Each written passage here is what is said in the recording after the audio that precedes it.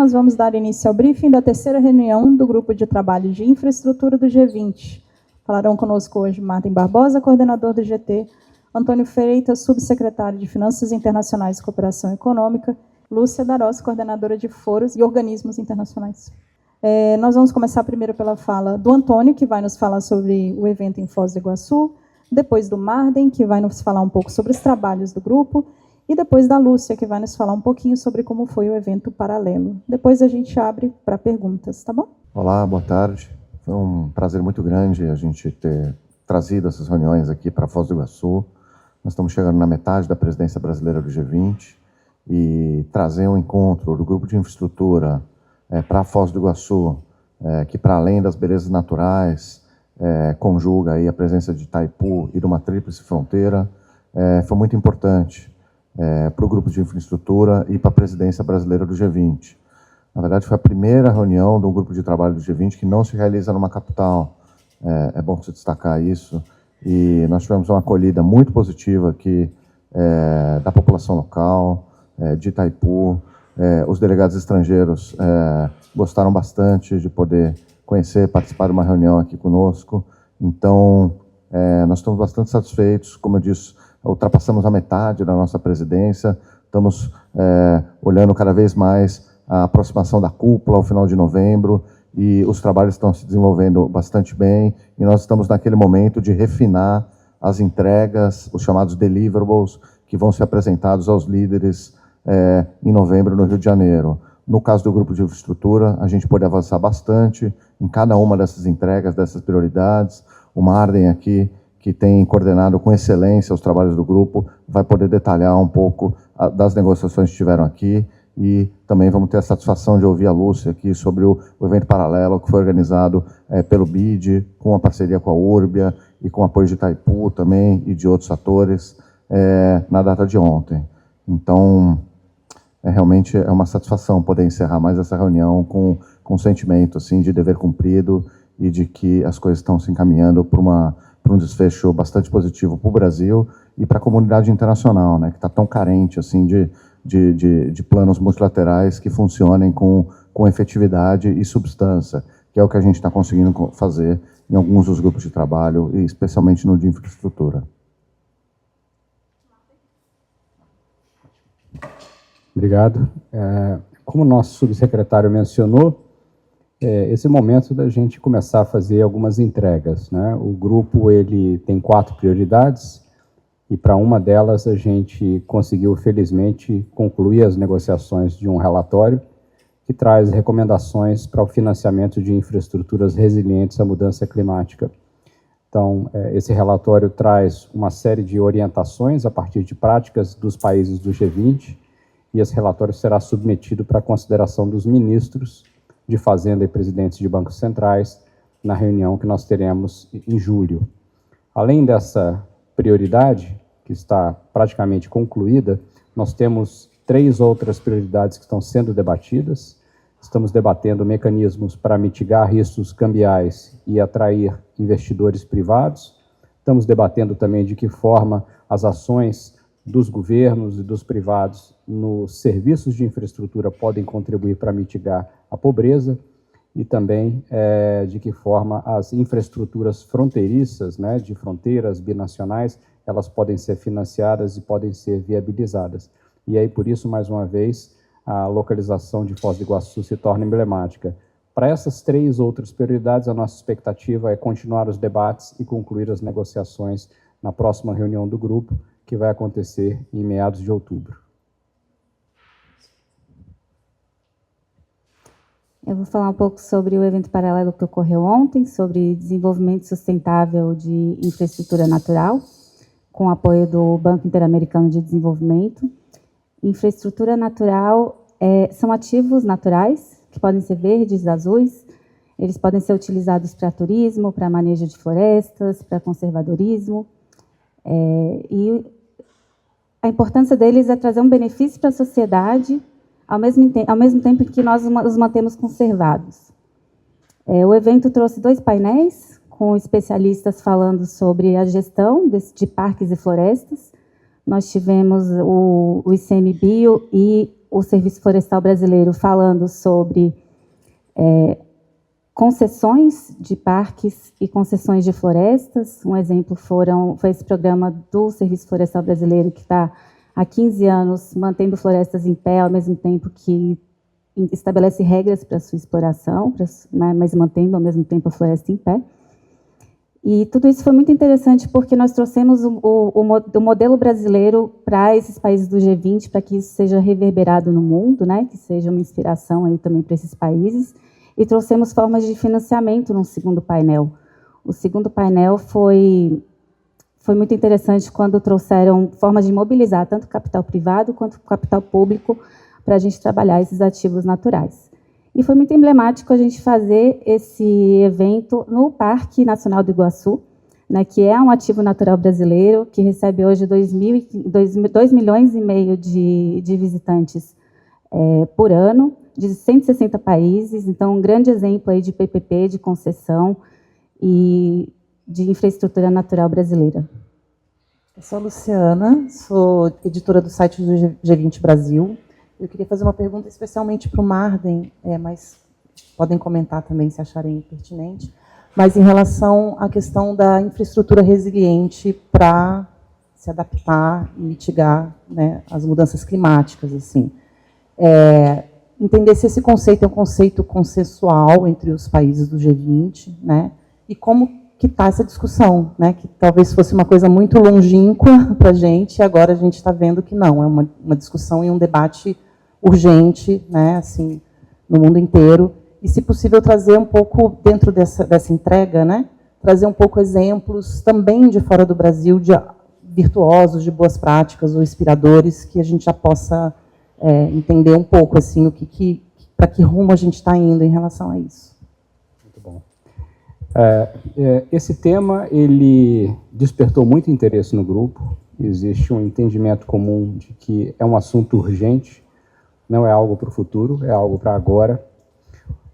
Houve também muita demonstração de solidariedade com o desastre que aconteceu no Rio Grande do Sul. Isso para nós foi muito importante.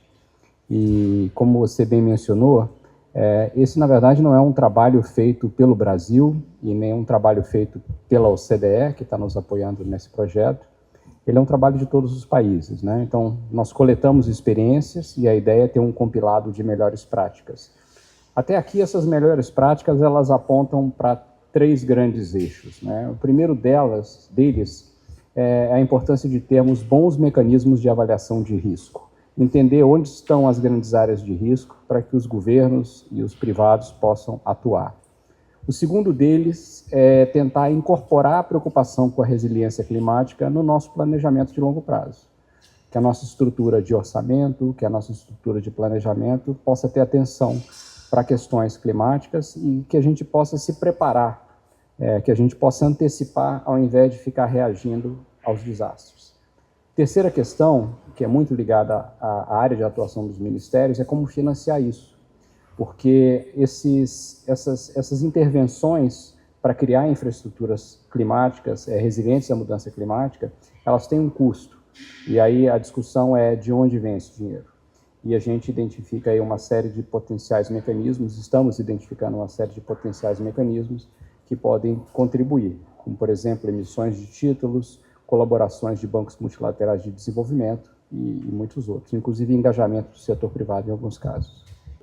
Dentro dessa resposta, obrigada, mas entender também um pouco, porque existem desigualdades também entre os países, né? Alguns que estão com essa discussão, e não só a discussão, mas com a prática em relação a isso, bem mais avançada do que os países do sul global, digamos assim, né?